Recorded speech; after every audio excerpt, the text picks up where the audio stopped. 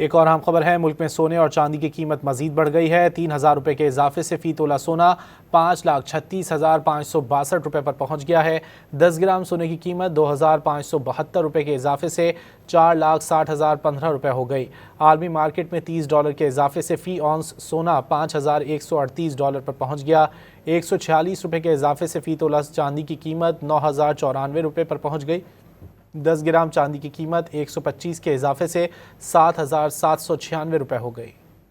एक और अहम खबर है, मुल्क में सोने और चांदी की कीमत मजीद बढ़ गई है। 3,000 रुपये के इजाफे से फी तोला सोना 5,36,562 रुपये पर पहुंच गया है। 10 ग्राम सोने की कीमत 2,572 रुपये के इजाफे से 4,60,015 रुपये हो गई।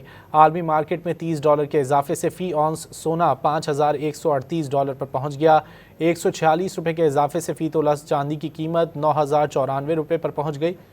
10 ग्राम चांदी की कीमत 125 के इजाफे से 7,796 रुपये हो गई।